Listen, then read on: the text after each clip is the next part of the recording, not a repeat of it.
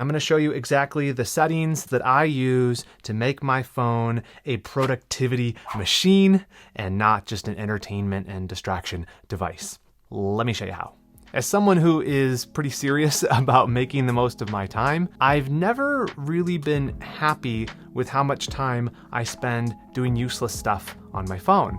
A while back, I did a video on the Light phone, which is this minimalist dumb phone. But after using that phone for about a month, I ended up abandoning it. It just wasn't working for my life. It was way too inconvenient. One thing I learned from that experiment was that there are some serious downsides to trying to shut yourself off from all of the benefits of modern phones. I do think that there is a middle ground between going completely dumb phone and being like a total slave to your smartphone. And I think I figured out a good way to do that for myself, and I want to share it with you.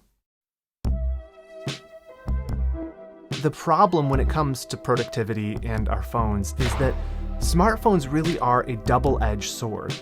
They can make us more effective, but they can also be a huge distraction. It's like they cut both ways. And so the battle for anyone who is seeking to use their smartphone to actually serve their productivity will always be how to blunt the distracting side of that sword and sharpen the productivity side. So let me give you a tour of my iPhone. I'm going to show you the exact settings that I'm using to make my phone less distracting. And in a future video, I'll show you all the apps I'm using to make it more productive. Let's start with the rules. Before you actually change settings on your phone, you kind of have to have a picture of what you're trying to do with your phone. For me, these rules fall into two big categories: making distractions harder while making productive stuff easier to do and easier to get to. Let's get into the settings. How am I actually executing these rules on the phone? So the first major setting change that I've done and that I would recommend basically everybody do is turn off all your notifications. The way you can do this is if you go into your settings app on your phone and scroll down to where it says notifications, down here every single app has its own settings for notifications. So for example, let me go to Facebook Messenger. See how it says allow notifications? I just turn that completely off. If you turn it on, you have a bunch of different options. Just don't even bother with the options. Too complicated. Just turn them off completely. So for every app except for Maps, messaging apps, and your calendar apps, just turn all of the notifications totally off and your life's going to be so much better. The other setting that has been a real game changer for me is having Do Not Disturb on all the time. So you probably know that on the side of your phone, there's that little switch that if you can see the orange, you know, it's in silent mode. But in addition to that, I also like to just keep Do Not Disturb on all the time. And so what that does is some of those apps that I have left notifications on for, like my messaging apps, they're not going to buzz or ding at me. I want to be in control of when I check my messages. I don't want my phone telling me, time to look at me. Look at me, sure. Look at me, sure. I'm the captain now. So one of the recent updates on iOS added this whole focus modes thing. I've had ones for morning routine, personal time, sleep. There's a lot you can get into. I'm not going to talk about that. I like to keep it simple. I just leave Do Not Disturb on all the time. I just always leave it on. But what about phone calls? The trick to this is you can make it that anybody who is marked a favorite on your phone will be able to ring through no matter what, even if it's on Do Not Disturb. And the way you do that is if you go into your Do Not Disturb settings, you'll see this allow notifications thing. So you can click on people and you could actually add individual people here. But down here at the bottom, you can click also allow calls from favorites. You could set it so all contacts could always call you as well, but I just have it as favorites so I can choose who's on my VIP list.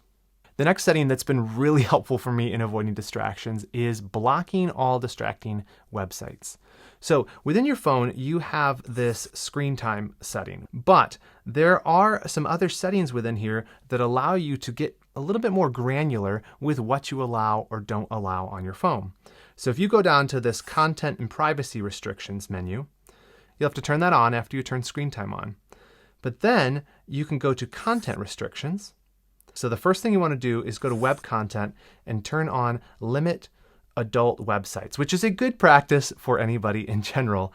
But once you turn that on, you also are able to always allow certain websites and never allow certain websites. So you see down at the bottom that I have turned on never allow Facebook.com or Twitter.com. The reason? Well, like I said, I deleted social media off my phone, but I found that I would just go to the web browser version and just enjoy an inferior experience of those things, but still get all the distraction. So I blocked those websites. So you can add anything, Reddit, anything you tend to spend too much time on right here on the phone. It doesn't require an extra app at all.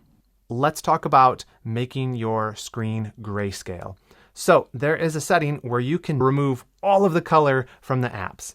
All of the app icons are designed to be like incredibly appealing. They look almost like candy wrappers. Like you just have to click on some of these icons. They just look so appealing. But when you set your phone into grayscale, suddenly it's not that interesting. So here's how you do that. You go back into your settings app and you're going to want to go down to accessibility. After you get into accessibility, you're going to want to go down to the menu which says display and text size. And then down at the bottom of that, you'll see this thing that says color filters. Turn that on and set it to this first one, grayscale, and everything on your phone will turn black and white. Now, one thing that can be frustrating about this is sometimes you want your phone to be in color for certain things. Like, what if you're looking at pictures and you don't want them all to be black and white? So instead of having to go through all of these menus again, what I do is I've just set this up with a quick button that will flip it back and forth between grayscale and color. So here's how you do that. Go back to accessibility, go down to the bottom where it says accessibility shortcut. And in here, you can set what the triple click of the side button will do. And so I've set it to color filter. So now if I click 3 times on the side of my phone, it toggles between grayscale and color. So if you are finding your phone too distracting, but you aren't ready to bite the bullet and just go full dumb phone, hopefully some of these tips can be useful to you. If you do want to go full dumb phone, watch this video here about the Light Phone 2. I kind of share my experience using a minimalist dumb phone, what I liked about it, what I didn't like about it. I'll see you in the next video.